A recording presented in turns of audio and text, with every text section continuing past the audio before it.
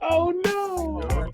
I don't get it. It's okay. We get it. I was like, yes, Lord, come on with the cancellations. Ooh, we going in it. Now just kidding. I don't know if you know this, but I'm black. Am I good? He's with the best of them, and he's one of my favorite men to come emphasize. that entrance sounds like much more than who I actually am. My guest of honor is a woman of God that loves to love on others. She's a devoted mother, an entrepreneur, and a soon-to-be college graduate. She currently serves as a peer leader, student ambassador, co-leader of higher education, and was recently named Student Employee of the Year. She's a servant leader that uses the lessons God teaches her to inspire everyone she connects with. And as a mentor and coach, she assists others in understanding the importance of discovering themselves and their purpose. She's been called to encourage the masses through her women's empowerment ministry and business, Live Sis. So my guest of honor understands the importance of using every moment to magnify God and maximize on every opportunity. Today, my guest of honor is Rilesha Bowles. How you doing? I am blessed. Yes, OMG. I am blessed, favored, and apparently, listen, I got something to say. You do. You do. It is definitely an honor, a privilege, and a blessing to be joining you on today, sis. I am so happy, long awaited. Hey, it's right on time. Right on time. Right on time. Yes. Yes, ma'am. Well, I'm happy to have you. I'm very grateful that you gave me your yes and that God made sure it happened. So we're gonna make it do what it do. Yes, we will. Yes, we will. Well, I want to start off by asking you a little bit about your background. Could you tell us where you're from and where everything started at? All right. Well, I am from Fort Worth, Texas, born and raised. I am from the south side of Fort Worth, Texas, as a matter of fact, to be a little bit more specific. So I grew up in a community that had definitely a lot to offer, and just cultivated in so many different things, different aspects of life.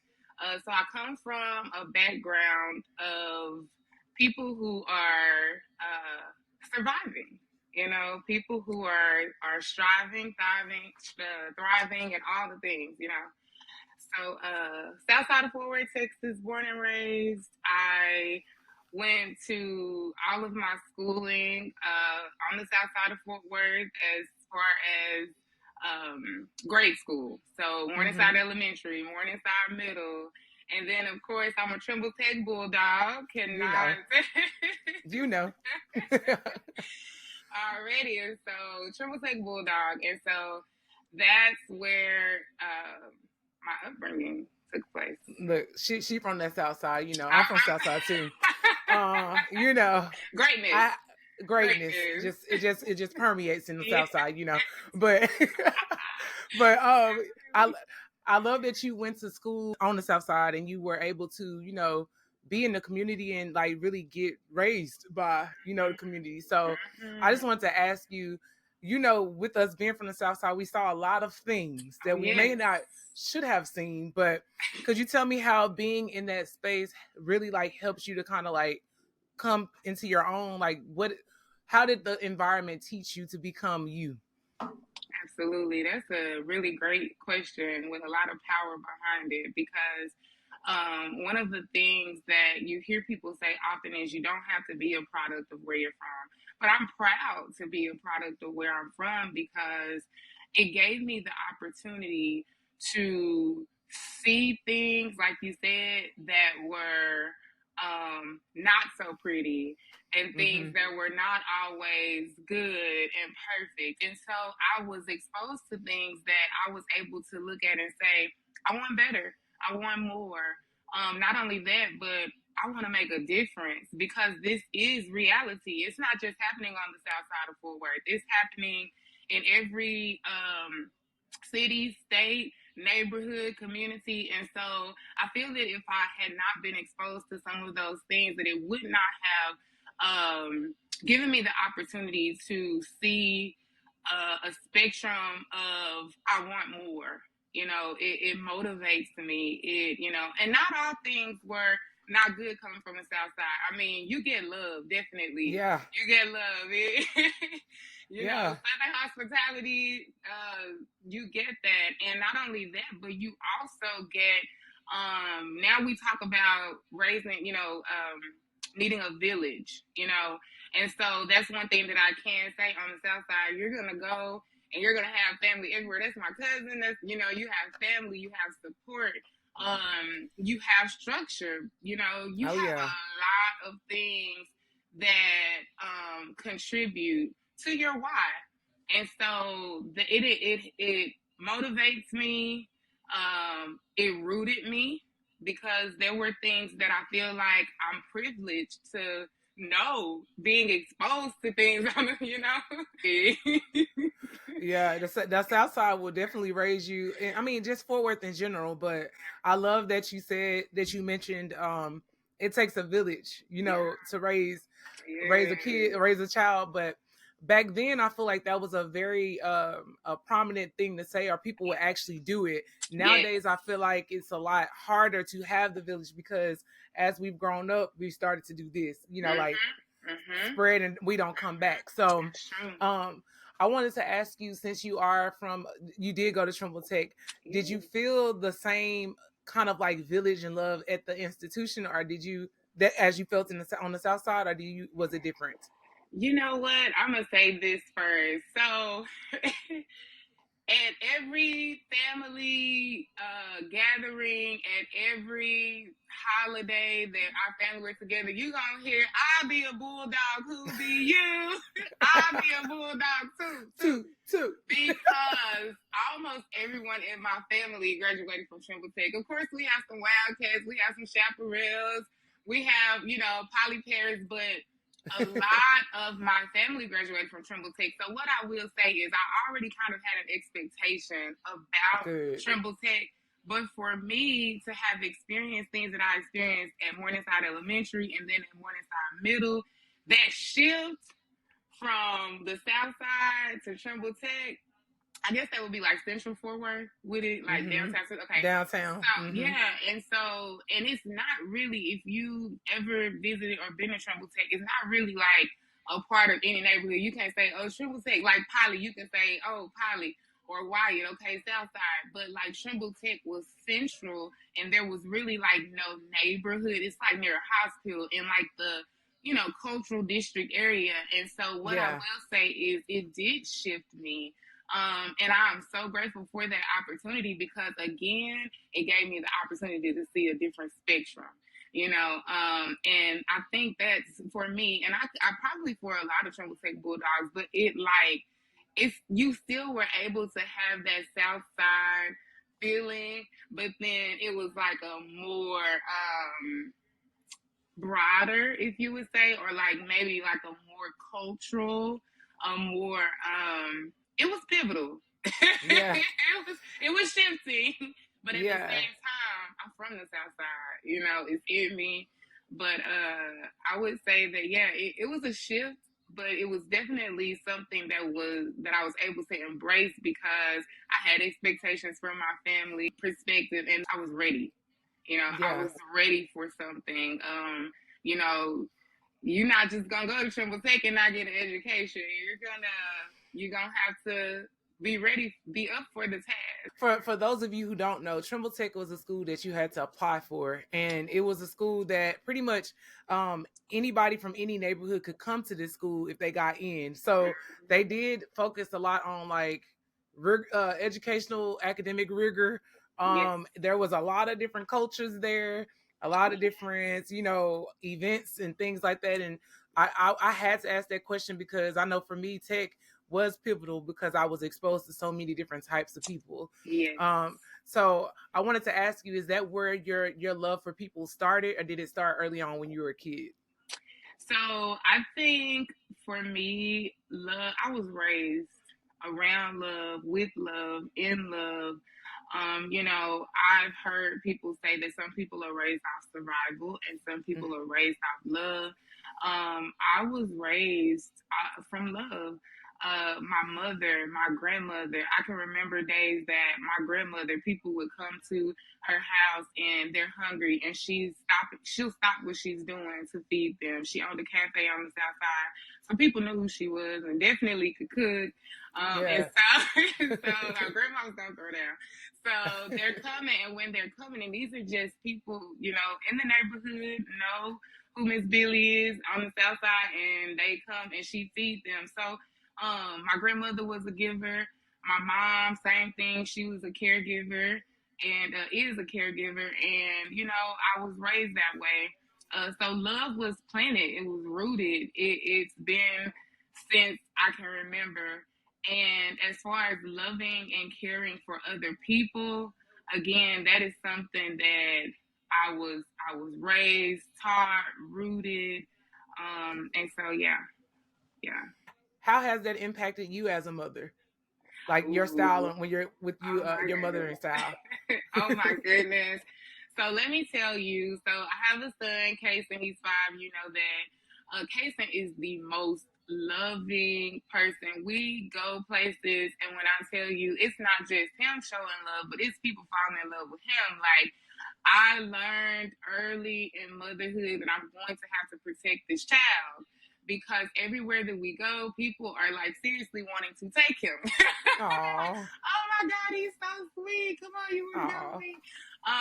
And then not only that, but just becoming a better mother every day. He's very supportive. He's very in tune. You know, if I'm he feels things, he sees things. He's very open with his speech. If he thinks something, feels something, he's gonna ask questions. He's going to he's my cheerleader, you know. So being a mother and being raised in love and with love, it is a blessing. I thank my mom all the time. I'm telling her, like, Mom, you know, because as mothers, we're doing our best, right? And so I think that one thing that is very important, especially when we're older, we need to share with our mother the things that we are very thankful for that help us as mothers. So if I did not have that love from my mother, Kason would not be the loving son that he is. You know why? Because I wouldn't know how to give that love and instill that love in him. So I thank my mother for that. And I can see that was one of the things that I was, before becoming a mother, I was praying about, because I'm like, okay, God, am I really ready for this? You know, finding out I was pregnant and things like that. Am I really ready for this task? Okay, well, I know that he came from you. But then I look at my mother and how she's been to me, and I remember telling my mother, she was in the hospital with me when I was giving birth to Casey, and I said, I'm not worried about if I'm going to be a good mother or not, because I was raised by a good mother. So yes, I'm going to have to put the work in myself, but I'm a product of you, and you're a great mother. So I know that Kason is going to have a great mother, and he does. And so he is, he's very loving, and I can see the reflection of the love that I show him and how he is with me and with other people, because he's already caring for other people, giving, loving. That's just him. So yeah. That's so beautiful. I love that he is already naturally exuding what you've taught him. Yes. And he learned it by watching y'all. Yes. I mean, of course he gets his heart from God, but the way that heart is cultivated is through what he sees every day. Every day. I love that he's already like exuding that at 5. You know, yes, like at 5. So next thing you know, he's gonna be touching and agreeing and praying over everybody. He does it already. He does it now. That's what I'm talking about, Casey. Yeah, when we today after church, we went to eat lunch with family, my sister and my niece, and I said, come on, Casey, pray. And he prays, and the first thing he said is, God, I thank you for my mother, my niece, my auntie. You know, girl. Oh my gosh. Wow, that's so good. He's so loving. It's hard to give him tough love. When I give him tough love, I be sitting there like, oh, you know, because he's just so loving. But when I have, discipline is love. It's a part of love. And so when I have to discipline him because it's my responsibility to do that, then it's tough for me because I'm like, okay, Casey, I don't want to have to, discipline you like this. Okay, he's so sweet. And even in disciplining him, the child is like, okay, mommy, I know. Like okay. So cute. That's Yeah. so good, man. Yeah. That makes me think of like, how God shows us different things through our experiences, right? So like I know that God teaches you a lot of lessons through parenting and just just navigating this life. So if you had to give any advice on, parents giving themselves grace or allowing yourself to like grow through being a parent, what would you say to those people? I would say listen to the words that come out of your mouth when you're talking to your children. It's very important. And I want to say this, I'm so glad that you mentioned that because God gives us scriptures and he gives us word about responsibilities as parents. And so the thing is, oh my God, I'm just getting chills thinking about it. One of the things that have really helped me to grow in motherhood is listening to what I'm saying when I'm talking to Kason. I just want you to visualize this. God is our Father, right? So whenever he's talking to us, we're his children. He's talking to us in a manner of love and of discipline. So it's so funny because when I say things to Kason like, Kason, I'm trying to show you what you should be doing so that you don't hurt yourself or so that you're not getting in trouble. Then I'm thinking to myself, that's what God is saying to me.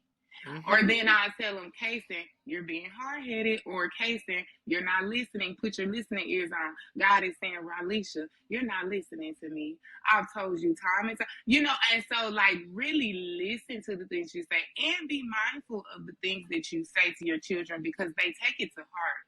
Whether you think so or not, the things that you say, it cultivates them and it captures them. And sometimes it can also, this is very hard, it's hard to take in, but it can also, what am I trying to say? Like, bond them. Like it can keep them stuck in a space that they're trying to constantly get out of because of something that you simply said to them. 20 years ago. 20 years ago, you said something that they really took to heart.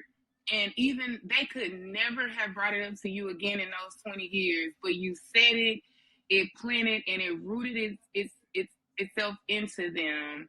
And 20 years later, they're still reflecting on these things. And so we have to be mindful and we have to be very careful about the things that we say. And then on the flip side of that, we have to be mindful and careful of the things that we say to encourage them because the same way someone else can tell them something and it doesn't bother them. But as a parent, we say something to them like, you got this, or you can do this, or don't worry about that. And it takes heart the same way. They take it to heart the same way.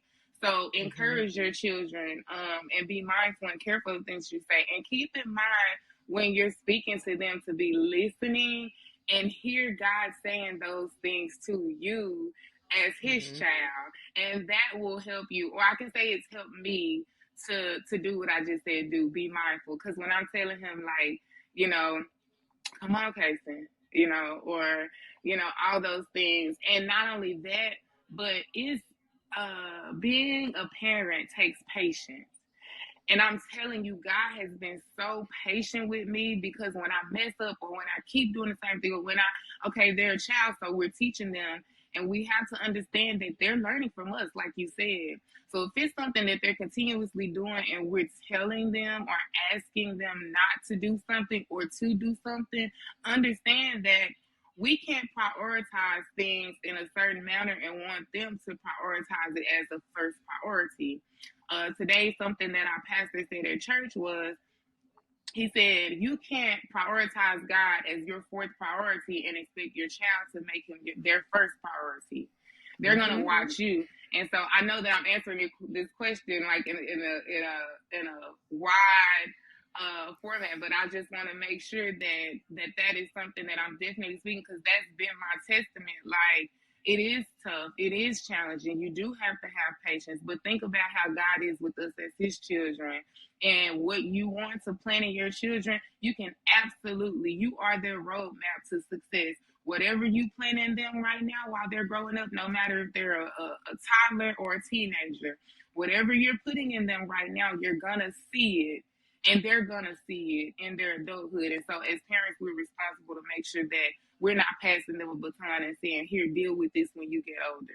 Or you're going to see this and you didn't know. Let's deal with this right now together, while you have somebody that's guiding you and you're able to have them listen to you, because they're waiting. They want to listen to you. So be careful about what you putting into them and what you letting them get from the outside world.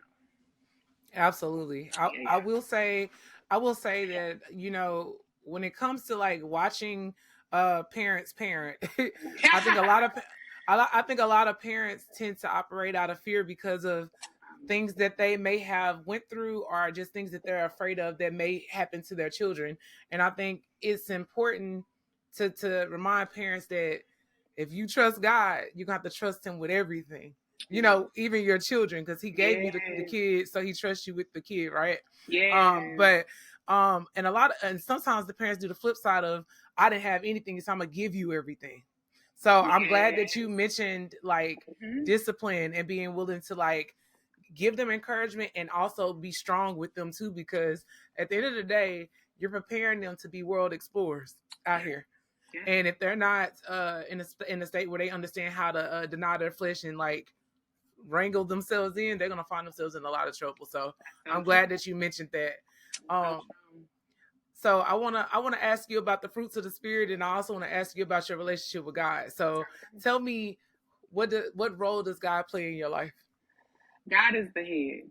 You know, I love when I was reflecting on my preparation email, and one of the questions about that, I ain't even gonna lie, sis, we learn so many words and vocabulary and definitions growing up, but as an adult, I've learned that I have to go back and look at definition of these words, because what someone taught me then and the way that I received it and applied it as a part of my vocabulary, I'm looking at now in my adult life, and I'm like, that hit different.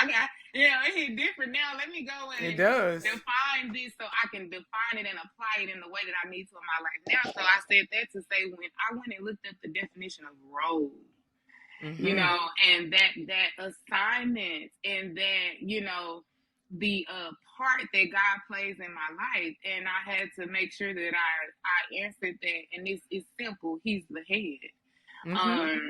And so what I mean by that is, you got to think about it. Everything starts with the head. Everything starts from top to bottom, you know, and it trickles down. And so everything starts with a thought, you know, so it's like, so I have to understand that. And I try so hard to make sure that whenever there's a thought that comes in my mind, because God is the head, I'm going, okay, God, you know, is this something that is coming from me? Is this coming from you? Where is it coming from? What are we gonna do with this thought? And so he plays the role. He is the head, and because it's no playing, he don't play. He don't play about me. He don't play. So he is the head, and so he's the head of my life. And you know, we hear that in church when they praying as kids in church. I giving honor to God who's the head of my life, but now, like, no, seriously, he is. He's the head. He is. Yeah. And I feel like a lot of people say it, but they don't act it. They don't act like it. So it's important to, you know, make sure that those words and your actions match up. So if God is the head of your life, I want to ask you about like how that materializes in your life through the fruits of your spirit. Like how does his word and his will and his ways manifest or materialize in your life? So first off, by leading, you know, I know what it feels like to be spirit led, you know. So that's the very first thing to me, because you have to have an open spirit. You know, the word tells us that we are created in His image, and then also that we are beautifully and wonderfully made. And both of those words have meaning. You know, you look at beautiful, I think about Jabella, God's beautiful. But you look at that word in itself, and it tells you that He's created you to be something that's much more bigger than what the eye can see. You know, beauty is a word that describes and distinguishes so much. And so you have to see yourself through God's eyes. And so wonderfully made, as in you don't even know the things that God has placed inside of you. It's a wonder. He's a wonder. And so with those two things, know that you're beautiful. Know that you are created with things inside of you that you have to let show, you know. And so I said that to say that the way that God cultivated me is by letting me feel His spirit. You know, just understanding that whenever your spirit led to do something, that obedience is always better than sacrifice. And what I mean by spirit led is you feel something. You feel some people will say like you feel what is this? Like when somebody tap you or something like that, like you feel a nudge, okay? Yeah, a nudge or a jolt. Yeah. One of the two. And it's like, or it can just be in your heart, or it could just be a thought, you know, that's an indication. And so what I mean by being moved is like I've been in places and something happened, and instantly it's like, go over here and do this. And you be obedient and you do that. And then the reason why I know that it's God is because I don't know this person. But then I walk over and this person is like, oh my God, you gotta be an angel, or oh my God, how'd you know? Or, you know, that's how you know. And so when God started doing that to me more and more and more, and just the joy that you get from allowing God to use you and being obedient, and you literally, it's not me. It's not me. I would have passed by that person because. But then, even in instances on things like, you know, I'm a motivational speaker. So whenever I'm up speaking, there have been times that I've gone up, I pray, I go up and speak and come and sit down and don't know any of the words that came out of my mouth. I'm going, okay, God. But that's because I've talked to Him and I've asked Him, I say, God, you know, I want them to hear you. You know, speak through me. The words that I say today, let it be of you. Before getting on here today, I pray. I said, this is a conversation with my sis. I said, but God, I want you to use me. I want you to have me to say the things that you want me to say. It's not about me, you know, because we don't know. God knows what people are dealing with, what they're going through, what they need. All we need to do is be an available vessel, and He's going to use us, and it's always going to be what's best. And so, and trust me, it took me some times because, and I'm still on that journey of being obedient, because sometimes when we get in self and we want to do things our way, it never goes our way, honestly. But when we allow God to use us and we just trust Him, and we're free in His spirit, like, it always goes. And you like, man, and so that's on my spiritual journey. And like you said, the fruits of the spirit, definitely being spirit led, and then love. You know, man, God love on me. He loves on me, and He sent people to love on me.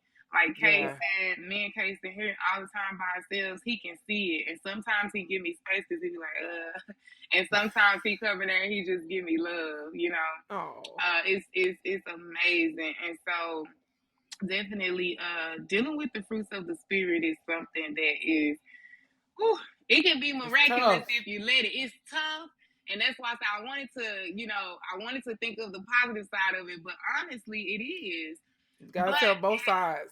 I'm telling you, sis, but it's also something that allows transformation to happen in your life. Absolutely. Because we don't know. All of us have our own personality. But when you look at what the scripture says about the fruits of the spirit, oh my God. Yeah, it's a real demand on, like, basically God is not playing. He basically is saying, look, you say you want to follow Jesus Christ, okay, so that means you're gonna have to deny yourself, even when you want to be petty, even when you want to do these things, you got to remember who you represent, because Right. at the end of the day, I'm not gonna be out here having me look crazy. No, That's what God is basically saying. No, 'cause it's real. And it's real. Yeah. I think that it's good though that you mentioned that there's always a backside to the blessing, and there's always responsibility attached to being a part of the kingdom. Yes. We got an assignment to do, We do. and it requires you to be of sound mind and making sure that you have sound character. Yes, So ma'am. the fruits of the spirit just acts as a protectant to help you to make sure that you're in alignment. It's like the barriers that keep you like in line, and that's how I see it. I always be like, you could go this way, but the fact that I have reverence and I love God that much, and I know why He put me here, keeps me here. And there's nothing better than being used by God. Like, especially we know it's Him because it's something we don't want to do. Like a lot of times you be like, wait, what? You want to do what? Me? You're like me? Me? Oh God. And I'm glad that you mentioned that, because in my calling, and I just want to say I thank God for that. It be so many things that I just get so like emotional about, that I be thanking God for, because I can say that there have been times in my life that I did not have the vision and the insight that I have now. And so now that I do, it is responsibility, but it's also fulfilling, and it's also like a blessing, because God shows you how much He loves you and how much He thinks of you, and that what He's created you for. And even at the tender age of 35, I'm always thankful, because here I am thinking that there are people in my generation, or just people who know their purpose. And when I start to ask some of these questions, when I'm in our meetings for women empowerment, or if I'm speaking, or if I'm mentoring, I'm asking, do you know what your purpose is? Do you know what your gifts are? Do you know the reason why you are here? All of those things, and realizing that some people really don't, but also having grace for them, and feeling exciting and wanting them to know, and then going, thank you, God, because I remember when I didn't know. And so I'm grateful that I know now. Yes, I do have a responsibility, because now that I know what I know. And there's still more to learn. But now that I know what I know, now I have to walk in it. And that is a privilege. And so maybe I'll say I get to walk in it, because at first I was just doing things, you hear me, doing what I want, doing what other people wanted, and just doing any and everything. But now, because I know, it's opened my eyes to my destiny. It's helped me to dream more, And so that's the whole purpose in what I do, is because I want people to have their dreams unlocked, and being able to see their destiny based off of what they know about who God is calling them to be. When you put out "You Are Called," that the episode that you put out, that touched me. I sent that to about 500 people. I don't even know 500 people, but I sent it to everybody I knew, because it's so prevalent. And I feel like if more people were able to really tap in, like you and I have talked about, like tap into what God is trying to get them to see, that we'll have more people who are focused on walking in their calling, and then it would eliminate a lot of the things that we see in the world today. It really would. But so I think that it's so important when it comes to purpose, and when it comes to thinking about trying to discover your purpose or why you're here, that you understand that there's always like a certain level of pain that comes with that, because people think that we get to these points and we don't experience anything, but in real life we go through a series of things. It's like a process to get us, like the refinement process. So if you had to like pinpoint anything that happened, or something that you would like to speak to, that that kind of caused you to kind of go through this process and get you to the point where you are today. Ooh, that's good, sis. That's deep, because there are so many pieces, so many things, so many processes that contributed to the woman that I am today. You know, I have Yeah. not always been her. Yeah. I can say so many things from people who have poured into my life to struggles that I've had to overcome. To lessons that I've had to learn, repeated cycles that I've had to break. Come on, you want me to keep going? Because today, let me tell you how Pastor Micah at the house church today, he talked about that's not mine. And it's the truth about generational curses. And I can't wait until next week till he talks about the truth about generational blessings, because it's flip sides, right? It's both, just like you said, good and evil. So, okay. So, I said that as an introduction because I'm reflecting on a way that I can just pinpoint one thing. Definitely the moment that I decided to follow Christ. Definitely the moment that I decided to give my life to Christ. Surrenderance is tough. And so I can say that I'm still on a journey. I was a teenager when, because you know, like I said, I was raised in church, but I would just go to church because my mama was like, you going to church, you know? Yeah. And so, because that's, you know, she was raised in a church, but it's one thing to go to church and it's a whole other thing to have a spiritual walk with Christ. And I'm not even talking about going to church. I'm talking about really seeking him for yourself. The word tells us that we must seek ye first, seek him first, and then everything else that we desire and we want will be added to him.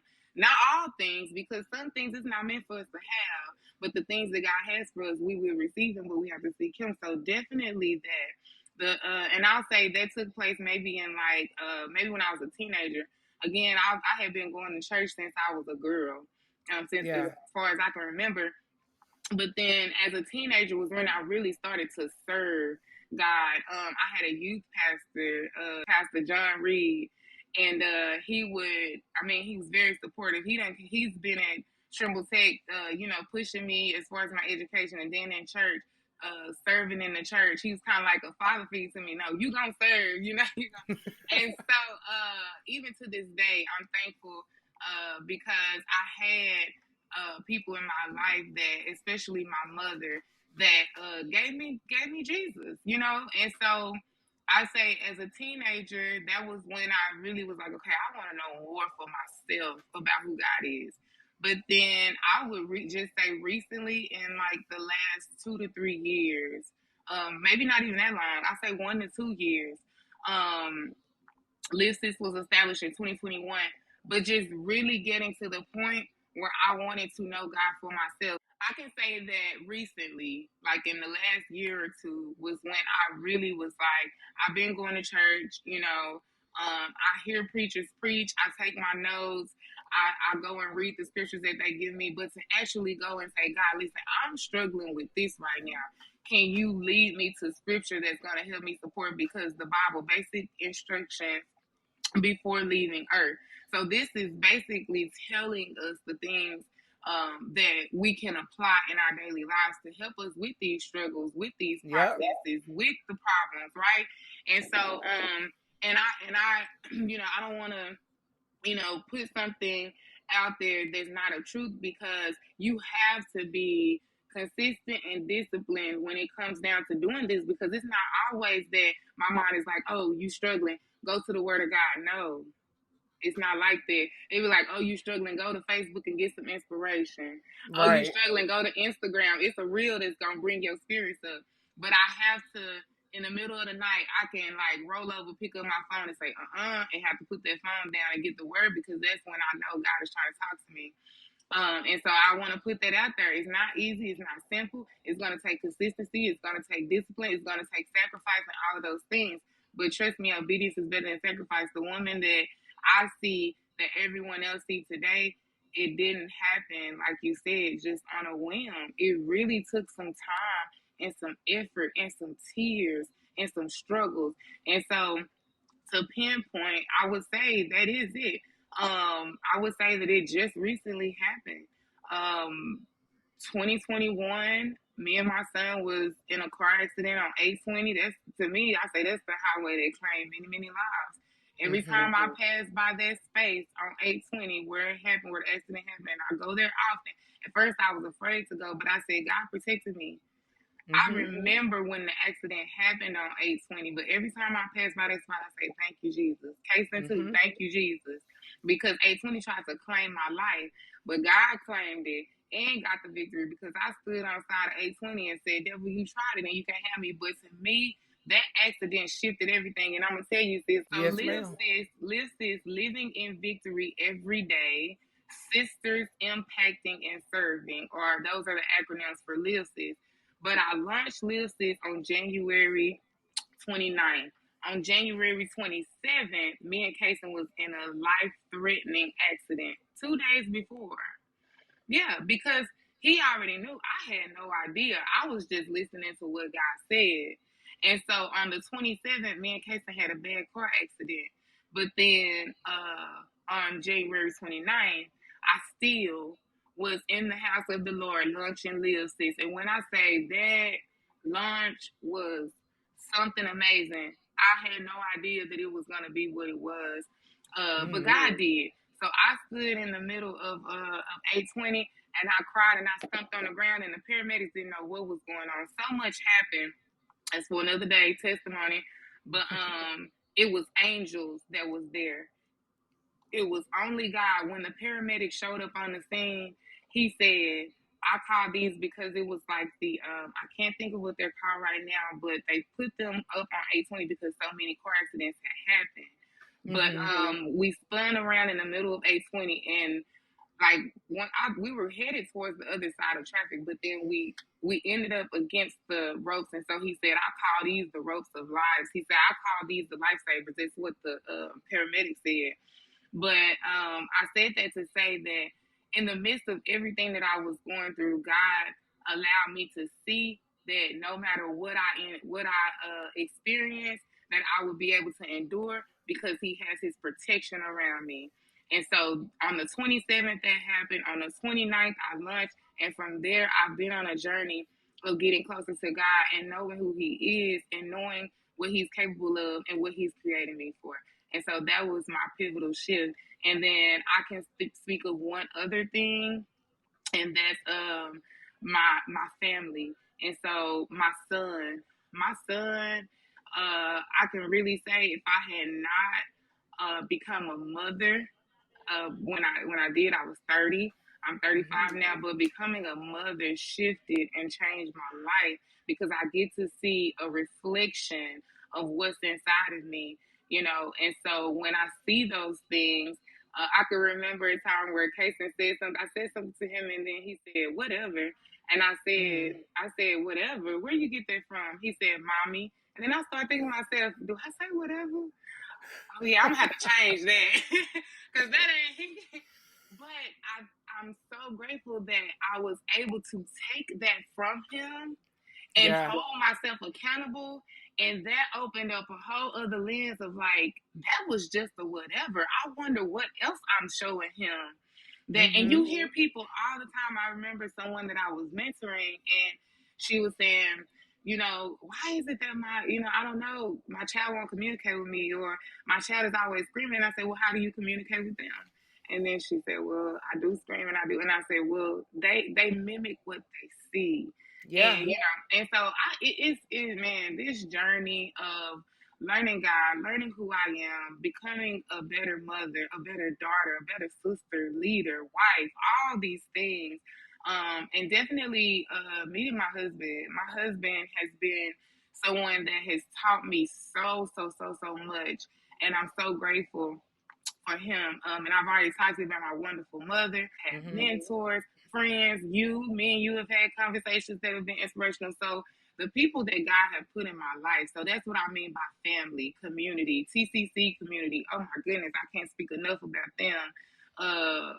But family, community, and then getting to know God better. Those are definitely two things in my life right now that's holding me down, that's building me up, So, yes.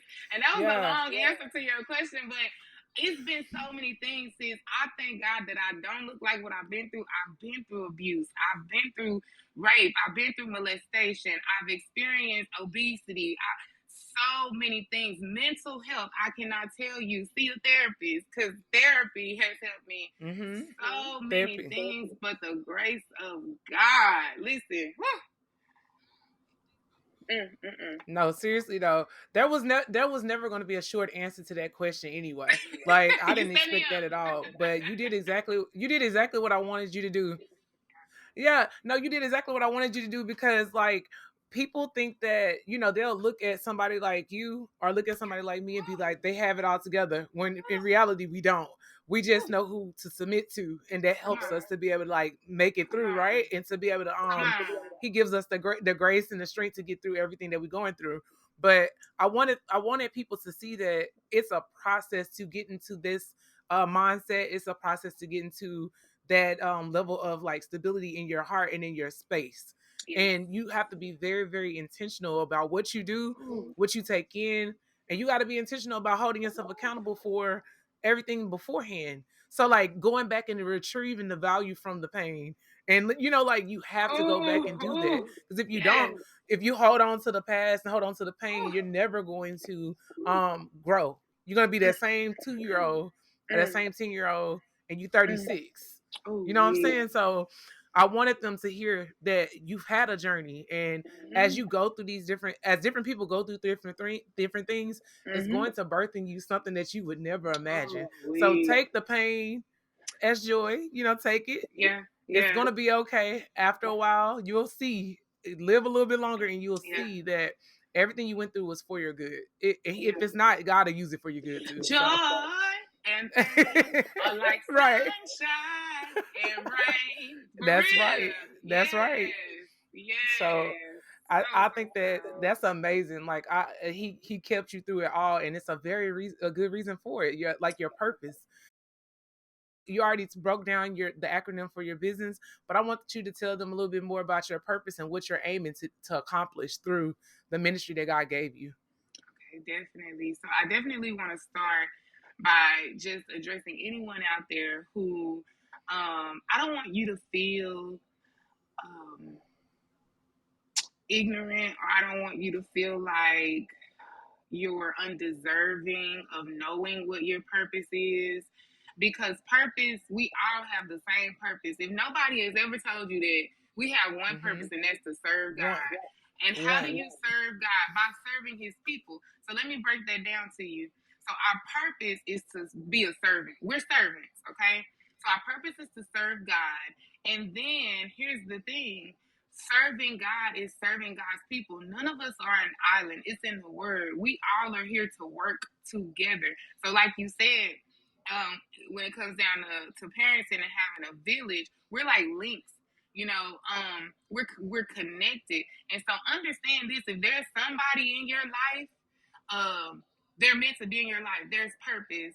I talk about that, and I don't want to go off on a rant, but I am going to say, when it comes down to your family, that's your first ministry, because you could have been a part of any family, but God put you in this family that you're in, and so there's purpose in it. You're connected to these people for a reason. So the first ministry is family, but then God will be removing and replacing people in and out of your life constantly throughout your life, because there's a purpose, and it could be a purpose for you or for them, but your purpose is to serve. So always have a servant mindset, which is basically not what I can get, because God's going to take care of that, but what I can give.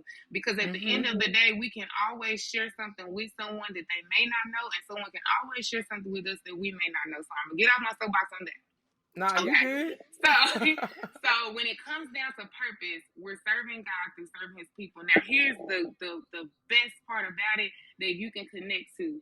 You have a gift, okay? So we talked about purpose, but let's talk about gift. So we all don't have the same gift. Some of us, and it's in his word, some of us have a gift of giving. Some of us have a gift of teaching. Some of us have a gift. We all have different gifts. And so when it comes down to knowing what your gift is, it's simple. What do you do with an innate ability? That means naturally. What is something that you do naturally that you enjoy, that gives you joy, that people, you may not even notice that you're doing it consistently, but people say, every time I see you, you're giving. Every time I see you, you're teaching, you're loving, So it's that simple. I think that because society has created so many different advertisements and distractions about things, being a rapper, being this, being that, and not saying that your gift is not for you to sing, okay? But just know that whatever your gift is, that it's your gift. We all have different gifts, but that's what we use in serving. And so our purpose is to serve. And then our gift is whatever God has given us as an ability to be able to do, to be able to see it manifested or to see it to produce something in our lives as well as the people's lives that God has blessed to be around us. But our calling is simply something that God, you know, that God has appointed you for.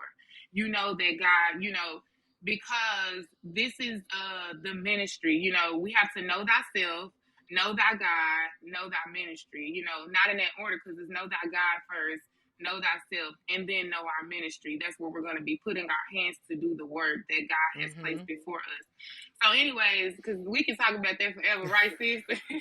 We can. We can. So I'm going to say that I talked about the pivotal point in my life was knowing God, but then he's revealed to me who I am by looking at myself through how he sees me, through his Yes, eyes. ma'am. And that's not always easy because, of course, we have the things that people have said to us, taught us, because growing up, family teach you two things: how you're supposed to treat people and how people are supposed to treat you. And so, depending on the way you were raised in your upbringing, then you have to make a decision, like you said, am I going to carry these things along with me, or am I going to carry on something else for the generation to come? You know, and so I'm a generational shifter. So when you talk about my purpose and my calling, God has called me to be a generational shifter. And what that means is I'm bringing in a generation. I'm inspiring a generation, my cousins, my nieces, my son, students that I'm mentoring in my job, younger people, our youth, like you. I'm bringing in and inspiring a generation, but I'm also holding on to the things, or I won't say holding on, but I'm also building off of the foundation from my ancestors, the people who came before me, my mother, the generations that came before me. I'm building off of the things that they've placed inside of me that's good ground, you know, the foundation. I am building on that. So I know that I'm a generational shifter. That's something that God has called me, which means that I'm breaking generational curses and I am turning them into generational blessings. Hello. The generational consequences, the generational bondages, they're no more. They're stopping with me. And that is a huge responsibility. But the blessing that's going to come from it, I'm going to be able to see it in my children's children and my nieces and my nephews. And so I'm a generational shifter. I also know that my purpose is to serve. And Sisters Impacting and Serving is Live Sis. And so with that ministry, what God has placed in my heart to do is to empower women around me through sisterhood. And basically what that looks like is all of the experiences that I've had a blessing to be able to experience. I'm using what I've experienced to pass along to other women, to mothers, to sisters, to women entrepreneurs, to be able to be transparent and be able to be a vessel in saying, sis, I went through that, I made it through that. And it started simply from women always, you know, speaking to me about things that they're going through and allowing me to encourage them. Simply speaking to a neighbor, you have to watch everything around you. Like, I was living in a place and there were 4 women around me that were neighbors. They didn't know each other, but I had to realize that all 4 of them talked to me. They knew me. And I really feel like God put me in that particular place at that time, those 3 years I lived there, to be able to minister and speak to these women. And I was sitting on my back porch talking to someone who was experiencing abuse, which I had already been through. I was married and went through abuse. And I was able to leave that marriage. And so someone who was experiencing something that I had been through, sitting on the back porch talking to her, and she said, you know, you should have a women's group. And that was it.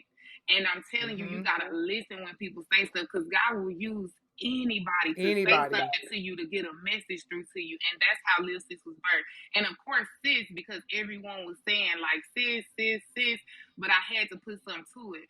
Sisters impacting and serving, you know, and that's basically, like I said, empowering women through sisterhood, because I'm telling you right now, it's all about division when it comes down to women. We wanna be jealous, we wanna be envious.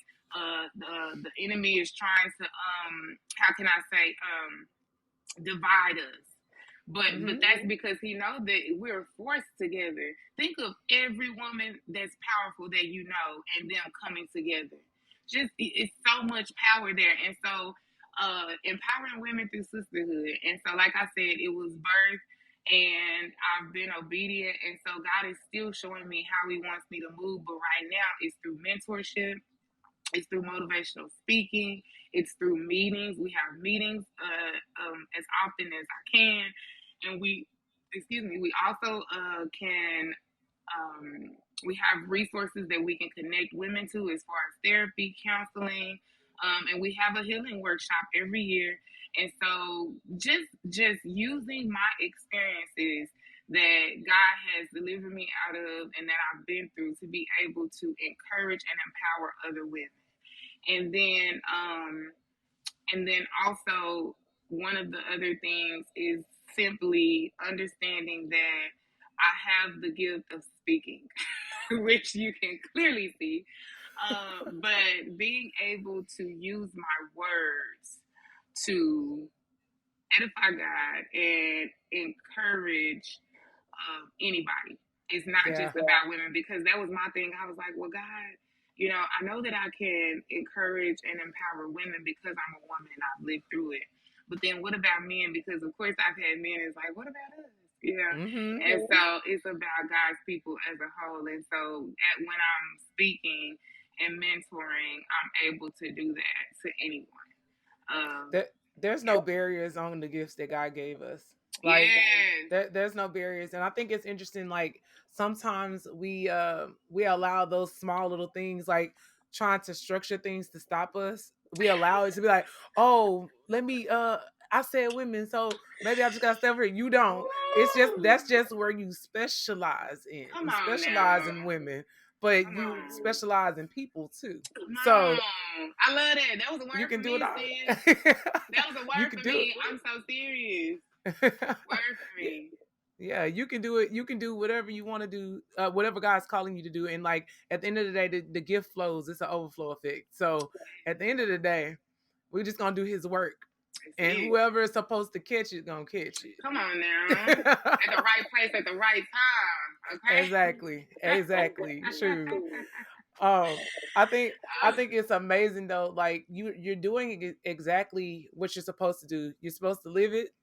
Yeah. You make it through it. Testifying is literally you going through it and then testifying about it. So you're actually testifying about it through your actions too.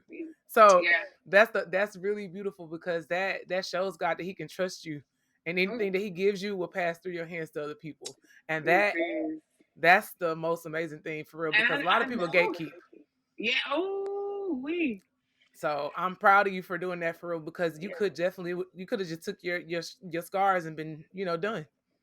Yeah, and something that was mentioned today, I'm glad that you said that, because the enemy wants us to stay unhealed, and the enemy wants us to stay bound and not live free, because he wants us to bleed out. You know why? He wants us to bleed out because once we're healed, we're able to show people our scars, to let them know what we've made it through and where they can go.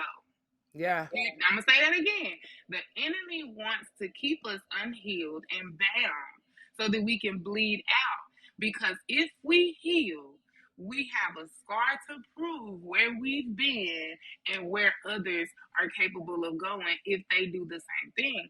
And so, I really, really, really, and it's, again, I don't want people to look at us and think that this is easy or that it's going to happen. Change doesn't just happen. You have to create change. You do. You got to create a change, and it takes discipline and hard work. And so, like, creating that change, it was difficult for me because I didn't want to get started, and I'm gonna tell you why. I looked at what God was trying to do for me, and I remember my husband telling me, like, you're gonna be speaking in front of millions. I was like, Yeah. that ain't something that I want to do. It ain't always what you want to do. When God reveals something to you, you might say, how am I gonna do that? Or you might say, I don't want to do that.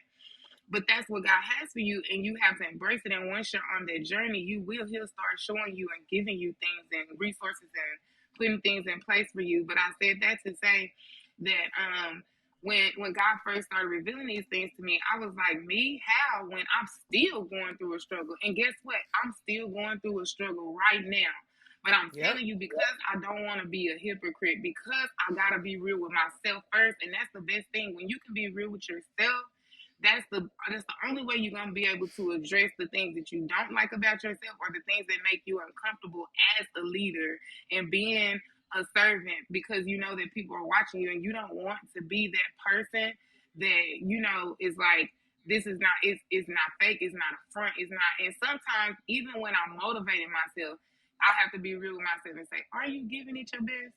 Are you doing? Because I have to address it. And so I said that to say, like, I remember when God was first showing me things, and I was just like, I don't know that I can do that. I don't know that that's for me, because how do you want me to help a woman to be empowered and I'm broken? Yeah. How do you want me to teach a woman how to forgive someone who has caused her pain, but I'm in pain? Yeah. God, make it make sense. And you know what Yeah. he did? He made it make sense. And I was like, okay. All right, Yeah. God. And, You know what I always say? Oh, sorry. Go ahead. No. Like, even now, just like the struggle, and I have to be like, but it's bigger than that. Yeah. But It it's is bigger than that. It's not about me. It's about what God is doing through me. It's, man, sis. I have days now that I don't want to get out of bed, and I'm like, I have to. And then once I do, I feel much better. Yeah, that's the thing. That's the thing. I want to say this because I think a lot of people feel like they have to be at a certain space to be able to serve, and in reality, you got to be willing. That's it. Because a lot of that's it. That's the only requirement. A lot of times when it comes to whatever God is doing, He's gonna use the areas where you're broken to help you minister to other people. So I always say that those cracks that are in my heart from the heartbreaks, that's how His light gets out. Wow. That's how I look at. Can you see this light, right? Like this glare. I've been seeing it the whole time, and when you just said that, I just got this like feeling that came through my body. That's like God is standing. Like, I just feel like His presence, like He's standing behind me, saying, "It don't matter what you've been through. This little light of mine, I'm gonna let shine, because He in me." And it's like the things that people see. Remember, we talked about imposter syndrome. It's like we know the things that we've been through. And so we think that we're not good enough, we're not strong enough, we're not brave enough, we're too broken, we're too bad. You know, we think we're too scarred, we're damaged, all these things. But this little light that God placed inside us is still there. So those broken pieces is what allow our light to shine through. And it's so crazy, because here we are, even today, I'm thinking I'm a sinner. I'm thinking I'm struggling. I'm thinking I got addictions and habits that I gotta break. But this light, it don't stop. It don't stop. And so when I'm broken, when I'm cracked, when I'm unhealed, when I'm striving to do better, and even in my thriving, like, that light is still going to shine, because it's in us, it's on us. And you have it too. The listeners that's out there, you have it too. And that's why people see things in us that we're not able to see. It's them cracks shining God's light through us, right, sis? Oh my God. Those cracks are real. And I'll say this too. When it comes to like working through the things that you're dealing with while still having to serve, Jesus did it too. So like anytime I'm not saying that we're Jesus. Nah, don't misquote me, people. Nah, because we're not Him. Because Jesus is Him and Him alone.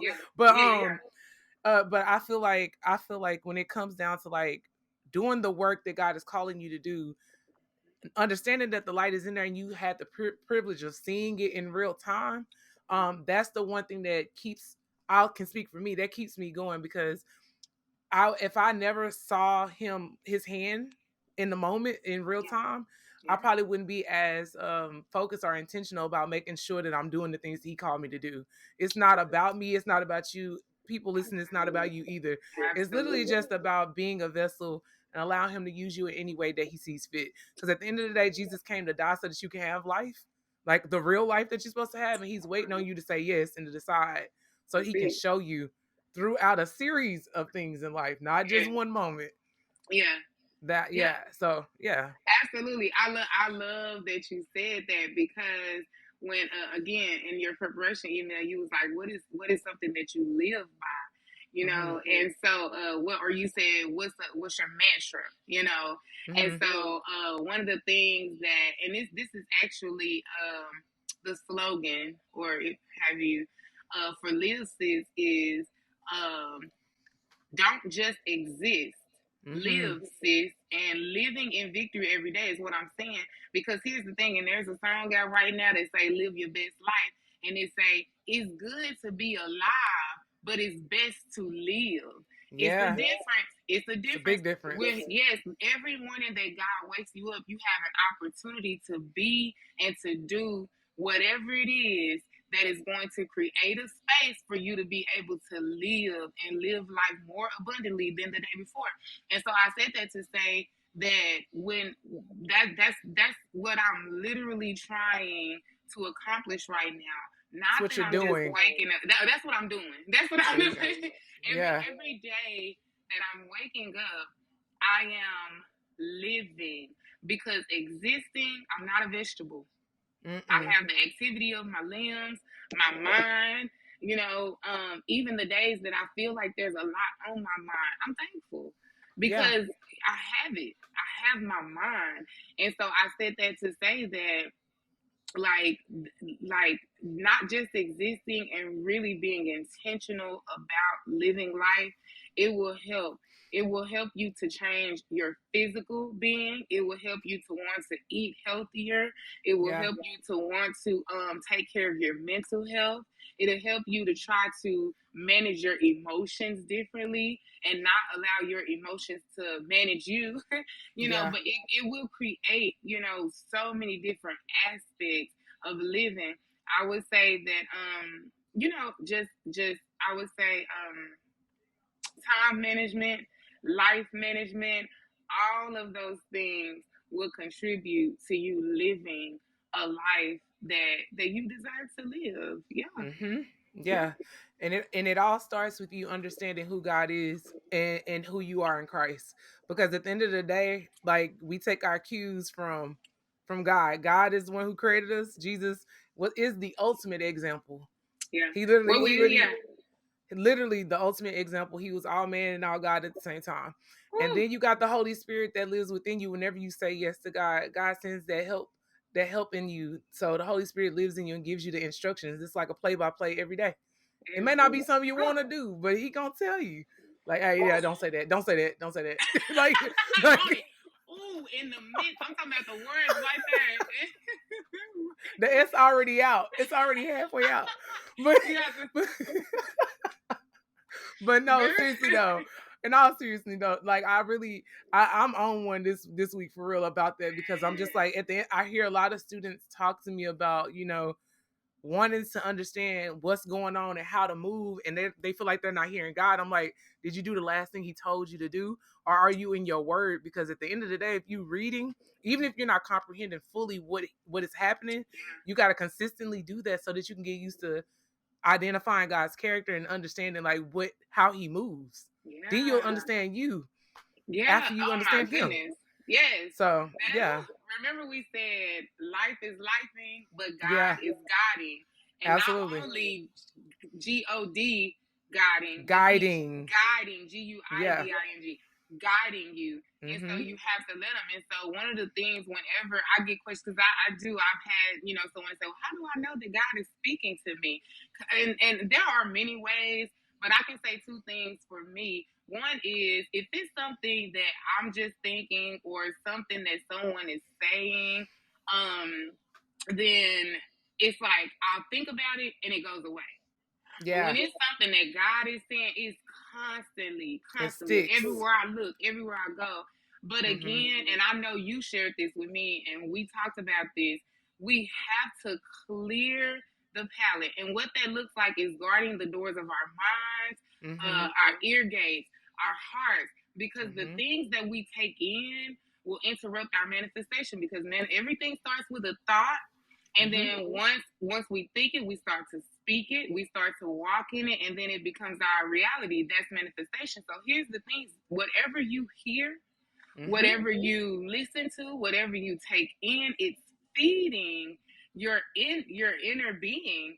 And what it's doing is creating a reality for you. And you don't even have to, because that's the thing about intentionality. God is intentional, but then we have to understand that everything that we allow to be a distraction to us, because distractions are made to distract us, but they don't have to be a distraction. They don't. If you allow it to come in. So the music that we listen to, the things that we watch on TV, the things that we take part of in social media, all of those things, you have to guard the doors of your mind, because what you're letting in is affecting your thoughts, and what you're thinking is becoming your reality. And so one of the things that I would like to say to those youth, or to anyone that's listening, if you can't hear God, start by clearing your space. That's your mental space. The things in your house, get your house in order. I know that you can take that however you need to, but get your mind. It has to take a mind shift. Shift your mind onto things that are of God, and then that's how you welcome Him in. If there are things in your heart that you need to get out to allow space for Him to come in, so you gotta invite Him in. And so the way to do that is to clear your mind of things that are not of Him. I'm not saying you have to be holy. That is what we want. That is what we want for ourselves, to be holy, to live righteous, and all of those things. But it's a process. So the first thing is to get those things out of your mind, get those things out of your heart, and then you will see them to start disappear from your life. But guess what God's going to do? He's going to come in and replace them with things that are of Him. And that's when you'll start to experience that joy. You'll start to experience that happiness, because we're responsible for our own happiness. But you have to give Him the space to come in by clearing out things that are not of Him. So the things that we listen to, the things that we watch, the things that we involve ourselves in on social media, including people that are in your life. If you have somebody negative around you that's always speaking negative, you're going to have negative thoughts. If you have place positive people and things around you. And then you also mentioned just like other ways, like maybe I'm not hearing them. How do I know? So once you cleared that space to invite Him in, then the next thing is to listen with intention. Absolutely. Be mindful. So that means if something is around you, I'm driving down the street and I'm reading billboards. I'm reading the titles of books, because you never know when God is going to reveal something to you. And listen to what people say. Even Kason at 5 years old have said something to me that God was trying to give me a message about. And when we're praying, pray with an open heart, and pray with a heart of the reason why you and I know so much about each other and know what we know is because we communicate. Okay, well, that's how you communicate with God. Talk to Him from your heart. And when you're talking to Him, ask Him to show you these things. Give me insight, God. Give me knowledge. Give me wisdom. Show me. But when you're asking Him to show you, you have to be looking for things, because God is gonna do His part. He's gonna show you in every way that He can, but you have to be able to see it in every way that you possibly can. Absolutely. That's absolutely true. You have to be looking for it and be intentional. And if you ever feel like you gotta question it, just be like, if you ever feel like you gotta question, like, I had to laugh. If you ever gotta feel like if you gotta question something that you're about to do or you're doing, just ask yourself, is this gonna honor God? Would I do it right in front of Him? Because I mean, it's really that simple. It's really that simple. We complicate this, and it's not complicated. We make this part should be the easy part. Defining what we supposed to do should be the easy part. Now, walking it out is the harder part, because you have all of the circumstances around you. But knowing what you need to do, we all know what we need to do. Come on. It's sis. just making the decision to do it. Like that's it. That's it. I'm telling you, I'm Yeah. laughing because I am tested, and I want people to also know that tests are they're not pretty, but they're not to work against you. It's not working against you, it's working for you. When you go through tests, we have to embrace those things because we want to see what's on the other side. And know that when you keep going through something, if you don't get it right, you're going to go through it in a different way. It's going to be the same test, you know, for you to Different learn a face. lesson, a different face. I'm telling you. And so we have to, you know, go through those things. I don't care what it is. If it's singleness, you know, we look at it as an inconvenience, but it's not. It's a process that God needs us to go through. So I love it. Loving it. And that can be for anyone because even right now, I'm going through a season of singleness right now, and I'm married. So it doesn't. It's not about a relationship status. It's about getting to know who God is, so you can know who you are, so that when God does put you with that person, it's beautiful. And so, you know, whatever it is, whatever season you're in right now, take these tests and deal with them with intention, because that's the only way you're going to be able to see what's on the other side. And I promise it's greater. It get greater later. These these test trials and tribulations are tough, but I'm telling you, the blessing that comes afterwards, man, it's unbelievable. It's so worth it. It's worth it. It's worth it, sis. It's so worth it. Yeah. Well, tell me, I always have to ask every guest this.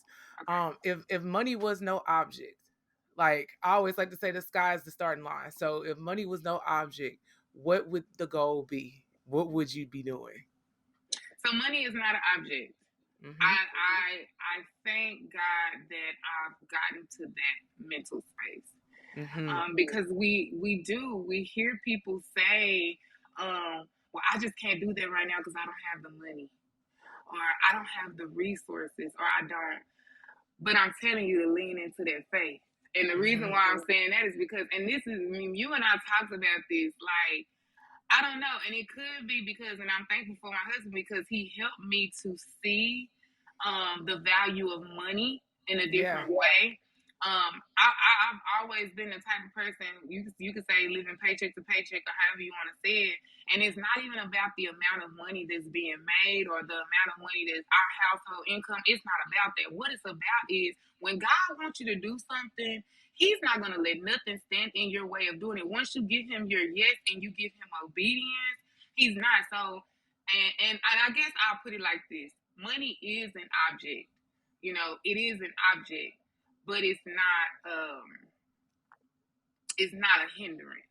Right. And the reason why I say that is because anything that I know that God is calling me to do and I do it, He's gonna provide. He has provided. He's made ways for me that I'm telling you, strangers walking up to me, handing me money, and I feel like I was good at the time. But there's always also been some times where I didn't know how I was gonna make it.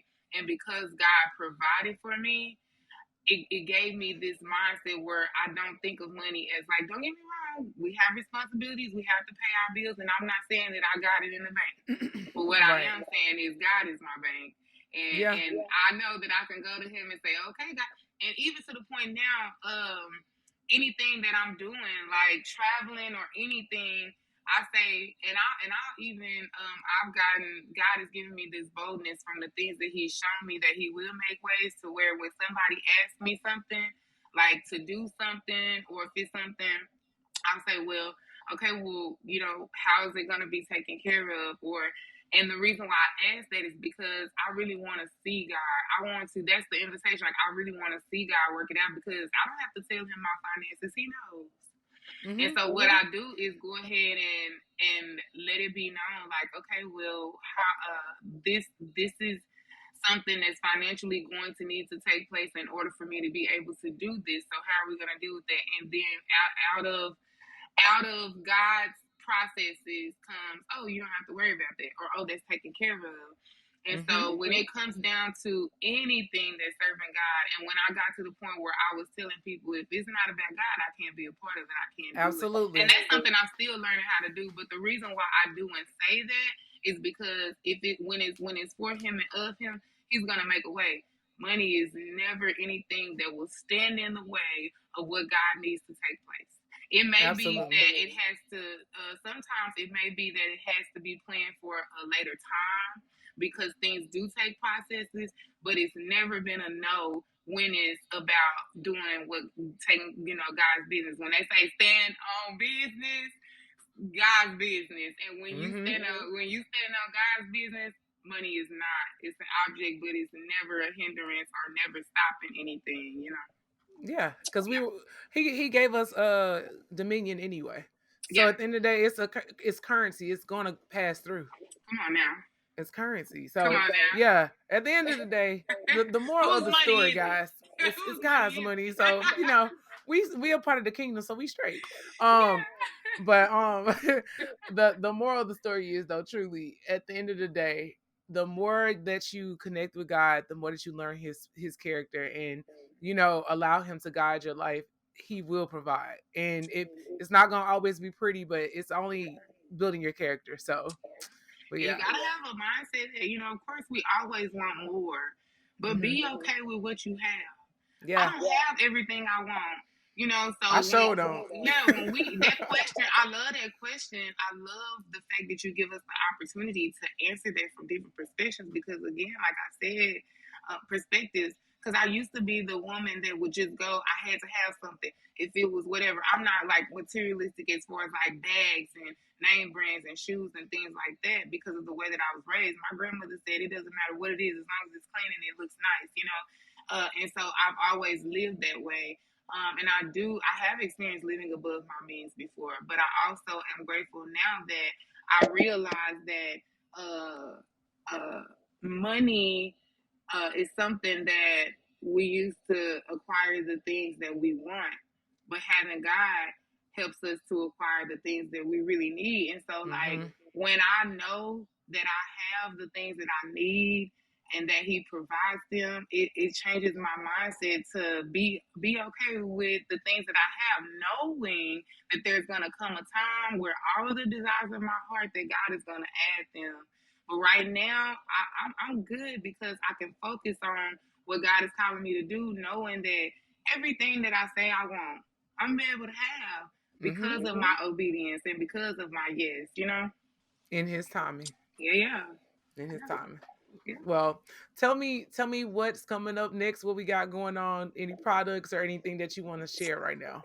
And I do not have it here with me, but I tabled for the very first time as a vendor at the Shift Her 2024 Women's Symposium. Minister Mona Riggs. It was a shifting experience, and so that was my first time tabling as a vendor. And I created, I created the. I don't have one here with me, but I created the affirmations frame. And so what this affirmation frame is something that I was already giving members of Live Sis. And so what it is affirmations that you would speak over your life every day. And I give it as a gift, and it's just about a 4x6 frame, and it has affirmations, positive affirmations for women, and you speak it. I always give it to them and tell them to put it somewhere where they're going to be or that they're going to see it every day. And all we're doing is speaking those affirmations over ourselves. And then I also will have an affirmation frame. And so that's going to be affirming the things that we're speaking, which basically means to allow the space to be able to bring those things into form by our actions to match our words. Like you said, our actions and our words have to match up in order to be able to make it a reality. So affirmation frames. But like I said, I stayed up the night before. I created 10 frames, I spirit led, created 10 frames. And then before the event was halfway at the break, I had most of those sold. And then I gave out the last 4 as gifts. But I said that to say that, you never know. If you just be obedient, you never know what a product or, something that's going to become useful to anyone else. This is just something that I've always done. I printed out those affirmations and I would read them, and it helped me. And then I said, I want to pass this along. And so I started giving it to members of Live Sis whenever they, became a part of the sisterhood. But then at the event, I literally left there with none of them. I stayed up the night before creating them. And so I will put those on my website, and they're $7, but it's affirmation frames, and you can get yours. And it's affirmation. As a matter of fact, I have a gift for you. I'll get that to you. But that's so sweet. So that, and then as far as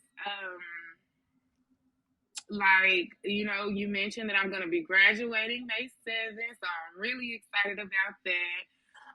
And then from there, I'm going to go and get my certification as a LCDC, which is a licensed chemical dependency counselor, and so substance abuse counselor. And then in the meantime, I am a women coach. So women empowerment coach. I have sessions available through Calendly. So that information is on my website. And then also flyers that will be going out on social media for women to be able to connect with me. I just wanted to make sure that I made the time and had the availability. So when I graduate, it will free up my schedule some.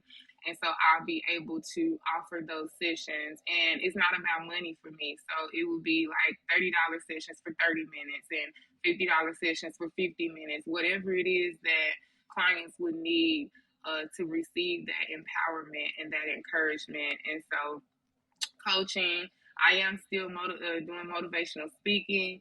I also speak every other week at Tarrant County College. I am the co-lead of the Intercultural Network. So as far as like student empowerment and then student engagement, basically speaking with our chancellors and our presidents about what our students' needs are on campus, advocating for our students to say, these are things that could be tools, or these are things that can be, added to our curriculum and things there, so that we will be able to give students what they need. And so I know that God is doing some really great things. Honestly, I don't even know everything that's in store. That's how you know you're on the right path. God take me, yes, and wherever God takes me, and He's steady unfolding things. Yeah. So as far as Live Sis and the ministry, we're always definitely inviting women to be a part of our ministry, and God is still working with me on how this will be structured and how it will be carried out, because my goal is to bring women together, starting with my family and bringing my family together. And so it's in the works. Sis, I'm really, really, really grateful for God bringing us together, and I can recall, I'm just so grateful. Like, I was just thinking about it today, because I remember when you first asked me to be a part of, to be interviewed on your podcast, and I was literally going through, that was around the time where I was just getting into my journey of, being more like intentional about my relationship with God and recognizing my growth and all these things. And so I was really fearful. I was operating in fear. And whenever you asked me, I wanted to, of course, but more than anything, it blew my mind, because I said, what did she see? Like, what I do? That light, what do I the have lights. to say? And I remember telling you that. And so even today, I feel that that's a testimony in itself, because here I am today, not operating in fear. Today, whereas when you first asked me, I was like, "Ooh, I'm afraid, I don't know." Today, it was like, "Ain't nothing stopping me." That's the testimony. Like, ain't nothing stopping me. So I thank God not only that you are being intentional and obedient in your calling, but that you give us that whenever you do what you're doing, what God has called you to do, you give us that inspiration and that motivation. And I thank God for connecting us. This is connection, and that's what Live Sis is about, empowering one another. Me reaching out to me, and me reaching back, saying, I know that this is something that God has put. Look at everything that's happening with the recording right now. Like, it's God ordained. Yeah. And nothing Yeah. can stand in the way of that. But I'm so grateful. I am so grateful because like just you reaching out and then me giving God my yes, me giving you my yes is a testimony to what Live Sis is about. Is sisters impacting and serving. And I Yes. know this message is impactful, and all of the messages that has been brought on you interviewing us have been impactful, and we're serving. We serve. Yeah. I really appreciate you too, and I'm very grateful for it as well because just being able to sit down to talk to someone that's like-minded and that understands what it takes to like hold the weight of what God has given us is that's very rare because you don't always meet people that are kind of like doing the same things. That's why it's important to connect with people, That is. even if they're doing the same things that you're doing, especially if they're doing the same things you're doing. Yeah. Because that's even more of a greater community. So I appreciate you saying yes, and it was exactly what I knew it was gonna be. Yeah. and I definitely feel like you just getting started. Like the more like you're just getting started. Like I can't wait to see what else God like drops on you because he good at that. Plop plop. Be like, oh, Message. do this for me. Message. Yeah. I can't wait to see what else he brings on you because I see books, I see conferences, I see workshops, I see all of that. So yeah, I'm excited for you. Thank you so much for coming on. Thank you for having me. God bless you. And likewise, in everything that you pour out, I know that God is pouring back into you. I see you. I'm Shine Queen Shine is what I have to say because I see you doing it and it's inspirational to us and it's motivational. And I know that behind the scenes it's a lot going on that we don't get to see, sis. And so I want you to stay encouraged because it's making a difference and we're leveling up. Mm-hmm. Did you catch that? We're leveling up. And listen, at every level, remember what we talked about. It's just like a video game. Every level you're using the tools that you're learning to pass these tests, and then God is going to level you up. But know that just as the greatness is getting greater, the tests are going to get greater. But we have the tools and we have the tips and we have God's blessings to carry us through whatever it is so that we can continue to level up. Yeah, I definitely received that. Thank you. Yeah. I definitely received that. It's a lot, but we gonna get it done.